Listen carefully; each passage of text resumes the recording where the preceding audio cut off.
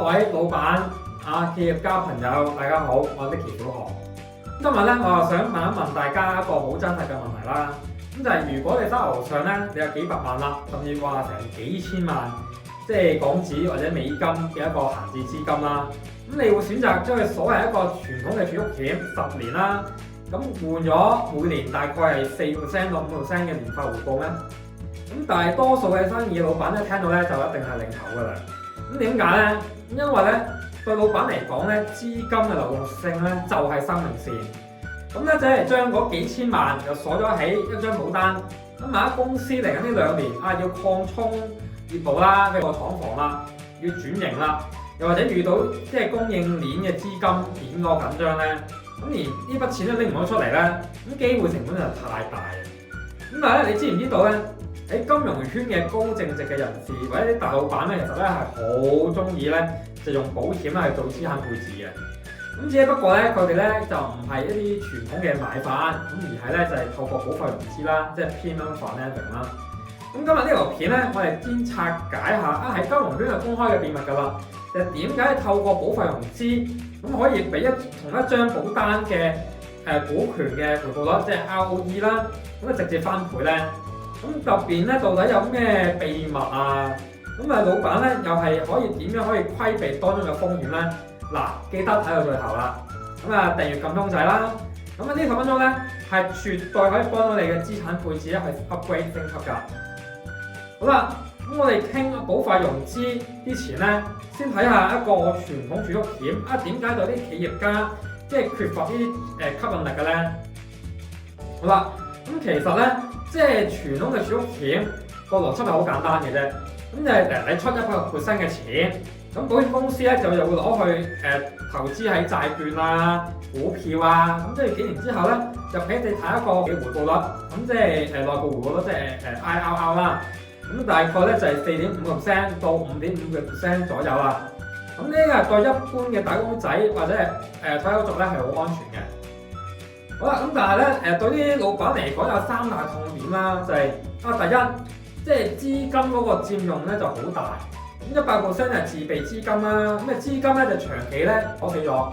咁第二咧就係嗰個資金回報率，即係 ROE 就偏低啦，即係4到5厘嗰個回報啦，咁講唔上生意嗰個投資回報率。咁第三咧就缺乏呢啲彈性啦。咁如果有突發嘅商業機會咧，佢又唔可以好快咁樣變現啦。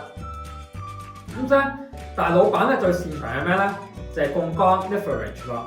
咁你開公司，你做生意，咁好少會話1%會攞啲現金去買廠房或者去備貨噶嘛。咁你一定咧就會識用即係銀行嗰個信貸啊，或者係融資嗰個工具啦，用一啲小嘅本金咧就可以即係喐一個大嘅資產咁樣啦。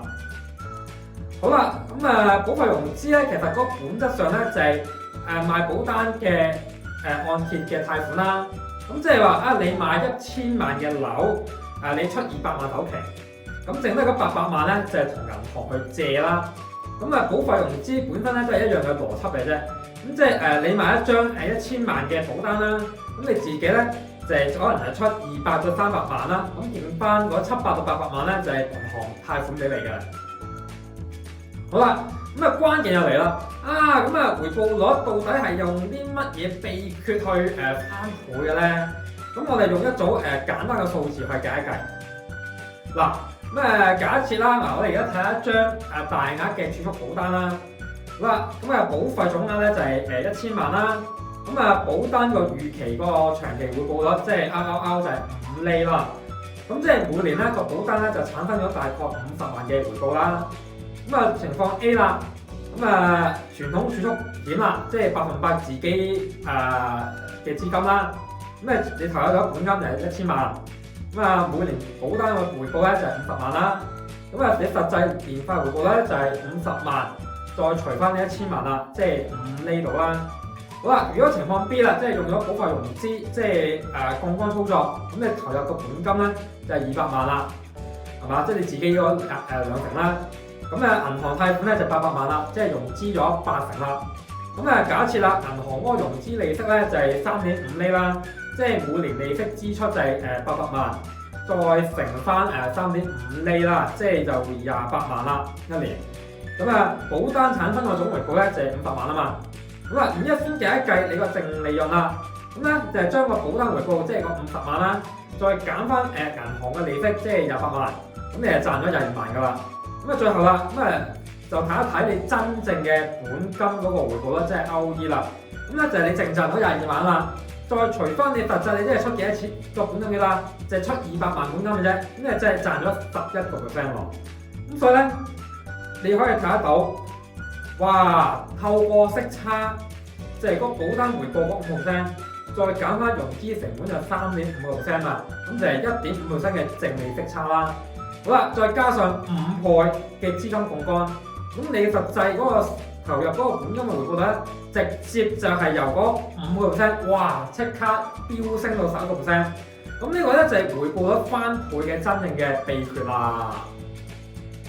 好啦，咁除咗回報率翻倍之外咧，咁點解越嚟越多即係啲企業家就將啲保費融資當成資產配置咧嘅首選？嗱，咁因為咧好簡單咧，佢係幫老闆咧解決咗3個嘅核心問題嘅。咁第一啦，就係極致嘅資金流動性啦 ，cash flow efficiency 啦。咁原本咧佢要使1000萬就去做資產配置啦，咁而家呢個就係用200萬嘅啫。咁剩低嗰800萬現金咧，你係繼續留喺公司做營運資金，咁拓展業務啦，咁甚至乎去做啲其他比較高回報嘅投資，咁實現啦一錢兩用。咁第二啦，就係資產隔離同埋傳承嘅保障啦。咁保單咧本身咧係極高嘅一個私密性，咁同埋法律隔離嘅保護啦。咁老闆咧佢係透過保費融資咧去建立大額嘅人壽或者儲蓄保單。咁唔單止咧可以防範商業嘅風險啦，對個人嘅資產嘅波及，仲可以咧即係以極低嘅本金去鎖定成1000萬嘅家族傳承嘅額度啦。套利嘅穩定性係高，相對於即係股票市場嗰個高波動啦，因為保單嘅長期回報咧係有更加高嘅一個確定性嘅。咁包含咗保證嘅現金嗰個價值啦，同埋非保證嘅紅利啦。咁只要個息差咧係存在咧，其實係一個相對穩健嘅利差套利嘅一個模式。好啦，當然啦，Nicky 小何作為一個專業嘅一個理財顧問，我必須要好坦白話俾你哋聽。槓桿咧係一把雙刃劍嚟嘅，保費融資絕對唔係零風險㗎。老闆咧要做決定之前咧，你要評估你2大嘅風險啦。第一就係加息風險啦，即係利率差縮細咗啦。銀行嗰個融資利率，即係HIBOR或者係prime rate 咧係浮動嘅。如果你嘅市場個大幅加息咧，導致銀行貸款嗰個利息咧升到比保單回報額高咧，咁你嗰個正息差咧就縮細啦，甚至乎咧係負息差嘅。所以咧，你做嗰個規劃嘅時候咧，一定要預留利率波動呢個緩衝嘅空間。第二啦，就係退保解約嘅風險啦。保費融資咧係一個中長期一個財務架構。如果你前嗰幾年保單現金價值仲未疊加起嚟㗎嘛，而你嗰個公司咧就要好急需要大量資金而強制要退保咧，可能咧就會面臨一個比較大一個解約嘅損失啦。總結嚟講咧，保費融資絕對唔係一個神話嚟嘅。佢係另有一個金融槓桿啦，優化資金嘅效率嘅一個企業級嘅資產配置工具。俾你可以用更加少嘅本金，可以叫得到更加高嘅回報。同時咧可以保留生意上一個流動性。好啦，如果各位老闆或者高淨值嘅朋友，你手頭上咧係有一筆比較閒置資金咧去做一個穩健嘅配置啦，或者想了解自己嘅資產嘅狀況係咪真係適合去做保費融資嘅槓桿架構咧？歡迎咧可以點擊影片嘅下方資訊欄嘅連結，直接嚟聯絡我。約我哋有團隊啦，去進行1對1嘅諮詢評估。亦都歡迎咧可以下面留言一個 PF，我哋一齊可以傾一傾。